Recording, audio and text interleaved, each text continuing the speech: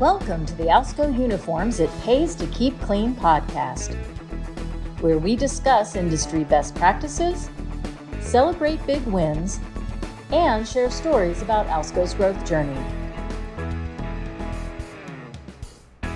Kevin Godley, good to see you this afternoon. How are you doing? I'm doing well, thanks, Sandra, and thanks for having me. How about yourself? How are you? I'm doing okay, and I'm really excited. I've been wanting to talk to you for a while, and you've been kind of, pushing me off, but now we're here in person, and so we've had the opportunity to recruit you. It should be good. Thank you very much. Yes, much. I'm pretty excited. So we are here in Carlsbad, California for the Managers Meeting 2025. Yeah. And of course, we have a lot of our international colleagues that join us for that, so we're pretty excited to see all of you. So tell us a little bit about, I don't know how long you've been with CLEAN or what you did prior to CLEAN, so just kind of give us a bit of a potted history of Kevin Godley. Sure. My background isn't industry specific, it isn't in laundry, it's financial. So I started in practice and became a chartered accountant. I think in the US you call it a CPA. Yes. So that's how I started, and then I worked in practice for 5 years or so, and then moved into business environment from there on, to hopefully to have more of an active role in the business decision making. And really not by design. I ended up working for companies that were backed by private equity. Okay. And I ended up doing roles where there was sort of a 3 to 5 year growth to exit strategy, and then I would help them. Almost consulting in a way, or no, normally in the finance role. So it's sort of either CFO or in the finance team, going in there and helping them through that process, and then through the exit. They had a strict guideline of, absolutely, and the exit could have been a listing on the stock exchange or a trade sale, or whatever it might be. So I did that a couple of times in different industries, and then in the back end of 2017. I was approached by a recruiter who was working on behalf of a private equity business that had an equity stake in CLEAN. And they said, how would you feel about coming to work at CLEAN? And I had absolutely no idea this industry existed, right? No, none at all. Nothing about the business, nothing about the industry. So I did some research, and I met the private equity team, and it soon became clear that CLEAN was a good business and fantastic people, great assets.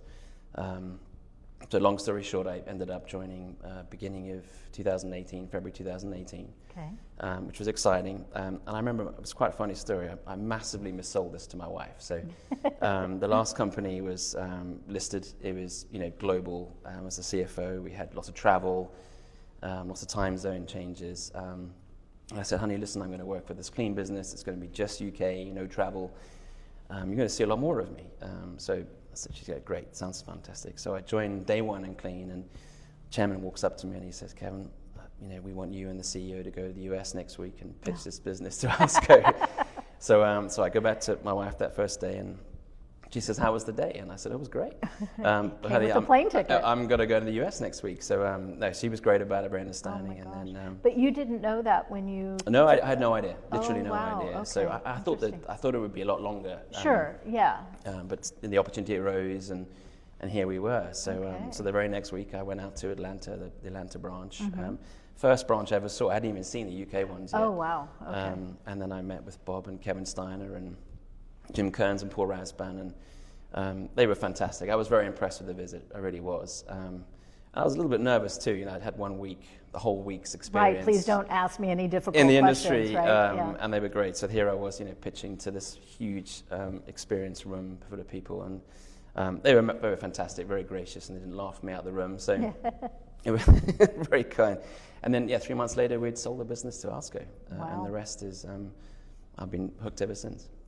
Well, so you've had a bit of a wild ride then, because you started, took an immediate trip, sold to Alsco, and then COVID. That's right. Which I know we're all trying to put in our rearview mirror, but the UK and the hospitality business in particular, which is what CLEAN focuses on, if I'm understanding that That's correctly. Right. Most of our business is hotel accommodation. Okay, absolutely. so you all got hit very hard. So talk to me a little bit about how you navigated through that time, and what you think may be permanent changes since, if we assume COVID's over now, what's kind of permanent, and maybe even some good things that might have come sure. I mean, so it actually gets slightly worse. So we, as we got out of COVID, we then had a devastating fire in one of our facilities as well. So as we were sort of coming through that trajectory, that happened too. And of course that wiped out one of our production facilities in Ross.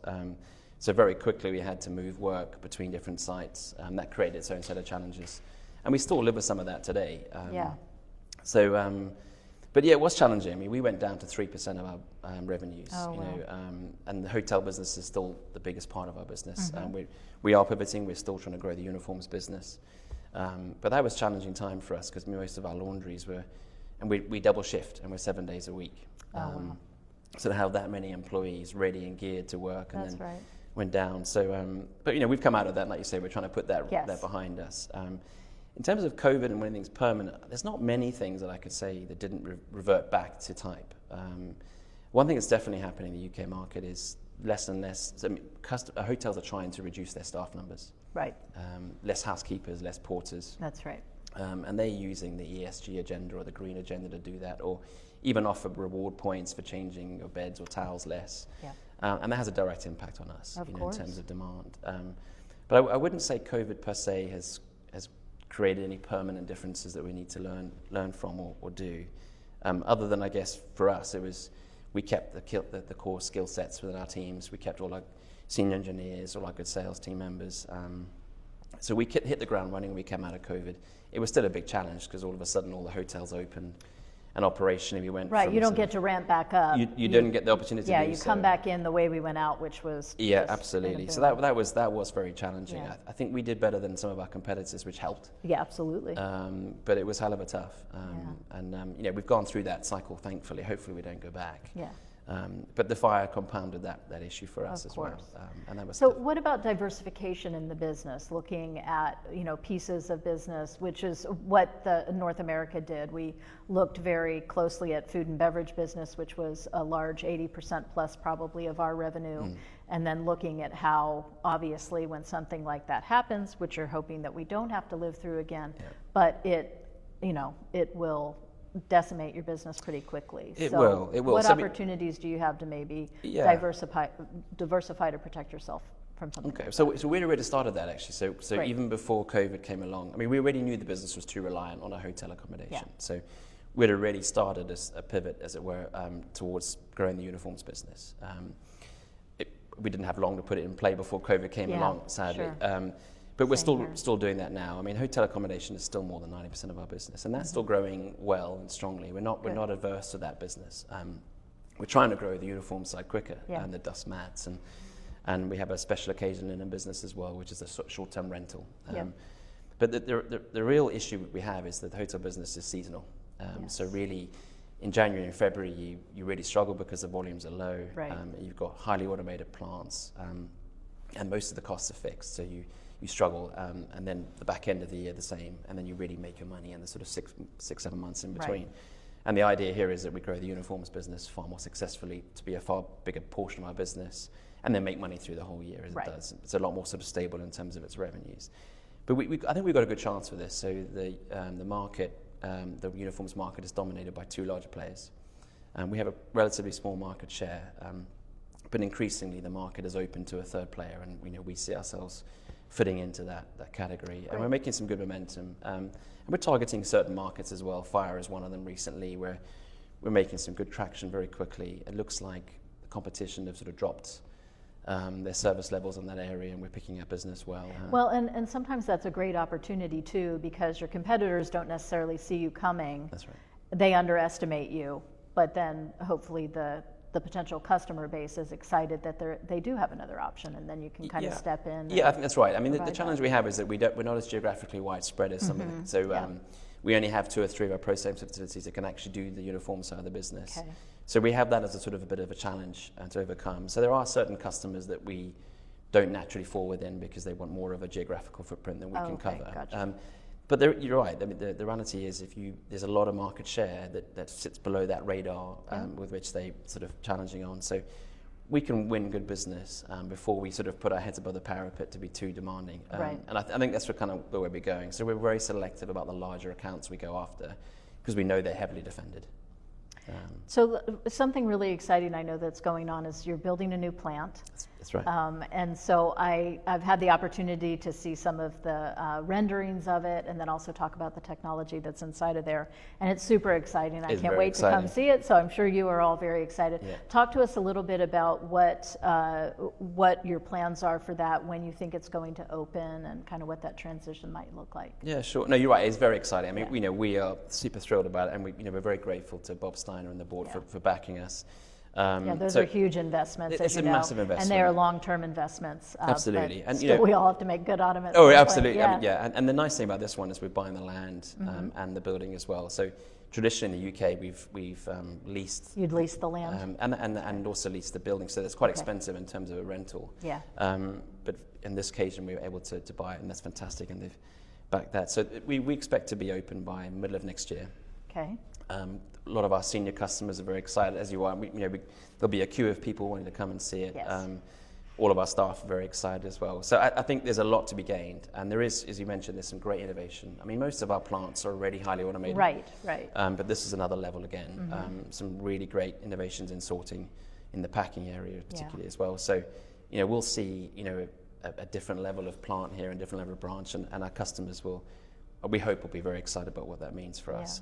It also allows us some good growth opportunity as well. So in that side of the business, at the moment, we're quite capacity constrained, and we're already working double shift 7 days a week. Oh, God. Okay. And we don't have many areas left with capacity. So this allows us more capacity to get more revenue through. And then we thought, great, this would be for another couple of years, but our sales team have done such a good job. They've already sold that capacity. So by the end of 2026, next year, so they've kind of pre-sold then? They've pre-sold. Kind of holding off on contracts. That's right. So we've pre-sold. Good for them. So That's we'll great. We'll That's be not already. Easy to do. It's brilliant. Yeah. They've done a great job. So we'll be already at standard hours, double shifting capacity. So the next challenge will be, how do we get more hours and maybe even a third shift to get more capacity again for another level of revenue. So it's a fantastic time for us, and it is very exciting. And like I said, we're having the ability to pre-sell in that volume is great. We'll move the existing seed volume in from the existing plant. Yeah. And then we have different phases of customers coming in over the next 6 months afterwards, and by the end of the year, we'll be full. That is fabulous. It's it is fantastic. That's so cool. So another thing that you and I had talked about when we were, before we started recording here, was some of the remote nature of some of your operation support teams. Yes. Or IT, or even ones that here in North America might be part of our general office or the headquarters, but that you kind of have them geographically distributed around the UK, or around that portion where you work. And I'm just curious about how you're building teams in that environment, and was this kind of brought on by COVID, or maybe you accelerated moving remote in COVID? Talk a little bit about what that sure. looks like. So I mean, if I go back to when I first started at CLEAN, we had this beautiful head office in Maidenhead. I don't know if you ever went. No. It was lovely. It was a great facility, and it did house a lot of our sort of support functions, HR, IT. But it soon became apparent that actually most of those team members weren't traveling to our branches. And for me, the branches are the heartbeat of the business. Sure. So it was always in my mindset to think about how we might get more and more of our team members into branches. And then COVID did come along shortly after I took over, and then there was an opportunity not to renew the lease through that period, which we took. Right, sure. And then since then, we've been operating this hybrid model where a lot of our support team members do work remotely for a couple of days a week, and then they're at branches. And as you rightly mentioned, they don't necessarily all work on the same branch. They go wherever their home location, or wherever the closest home location is. And what I like about that is, you go to, say, a Yeovil or a Slough or Camberley, and you might have a different member of the HR team, the IT team, an engineer, sales team members, and there's a good dynamic going on, good transfer of information and sharing, and I quite like that, rather than all being in one place and not seeing what's going on, and that's worked pretty well. And actually, there's not many of our team members that are true remote, i.e., don't go into branches ever, right? Which is nice. I think that's healthy as well. I think we wouldn't want anyone to be permanently just remote. I think that's harder to get team bonding going and the information sharing. And then as time going on, we're moving to the next phase. I think we'll find more and more of our team members being at branches more often. And then we're not legislating them to be at a certain branch, but to come into their local branch more often. And we're creating more of a space to facilitate that as well. And you do get certain teams who also want to have team meetups, and they will go to one branch. So finance may want to have a team meeting day, and so several different parts of the department will meet regularly as a team. So if you want payroll, for example, we'll be together more often. And the same with purchase control and everything else. So different team members within teams will still meet up nicely within branches as well. So I think it's working pretty well. But the next phase is coming, and that will be. So you're not really proactively, or you haven't found that you've had to proactively do anything to have the finance team agree to meet up in a certain place? We haven't had to be too proactive about it. No, I mean there's certainly been times when we thought about it as a not a requirement, but something that'd be nice to have. Talk to the team about it, and they've been supportive, and they've done that. Yeah, every branch has its own set of concerns or challenges or whatever, and the support teams, the more that they can see, the more options that they have available to them, it seems to me the more effective they are. Absolutely, yeah. So we've learned a lot of ALSCO as well. So ALSCO, we've tried to learn from them. So beforehand we had all central service, all central sales team members that didn't really meet in the branch and understand the dynamics. Sure. And now what we have is service team members and sales team members who'll be regularly in those branches, then working out what those, what the routes might be looking, where might have chances to fill routes or whatever the situation may be. And so they're more attached to that level of branch than they were before, which I think is great. Yeah. No, that sounds great.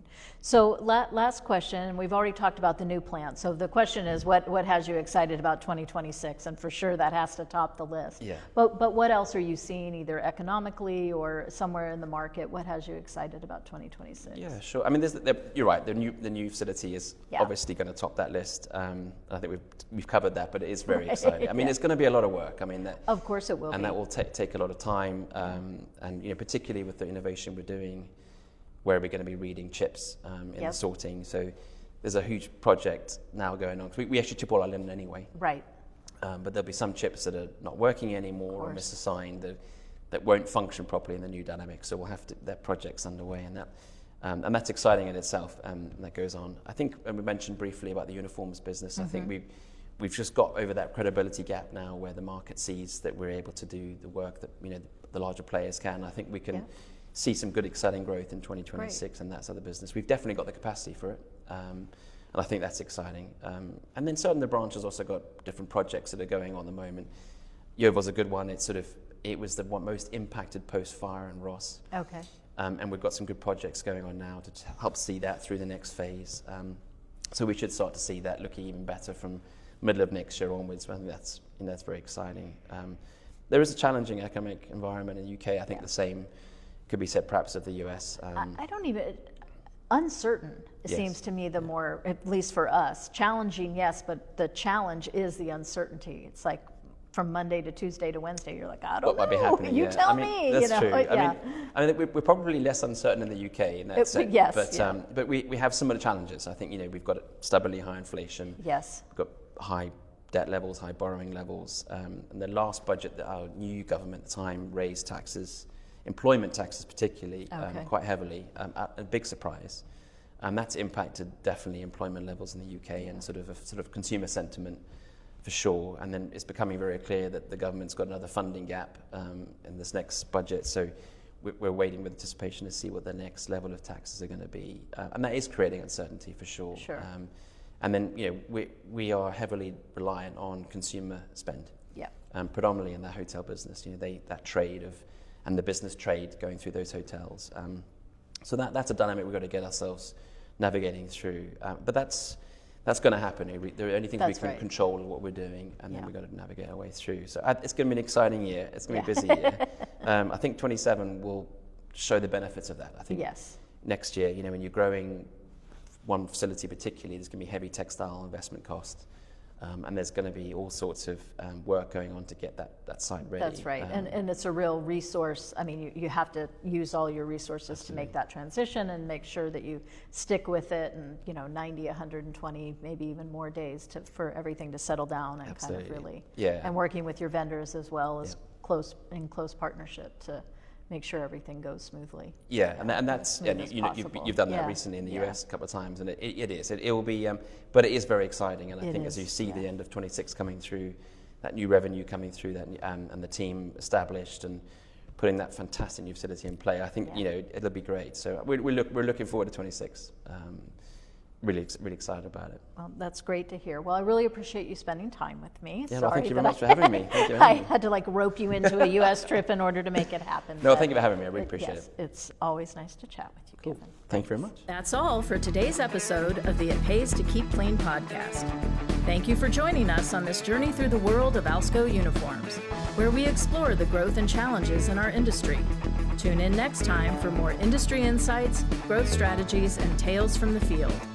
If you've enjoyed our time together, please leave us a rating and review on Spotify, Apple Podcasts, or wherever you listen to your podcasts. If you want to learn more about our services, visit us at alsco.com. From all of us here at the It Pays to Keep Clean podcast at Alsco Uniforms, thank you for listening. Stay safe, stay clean, and we'll see you in the next episode.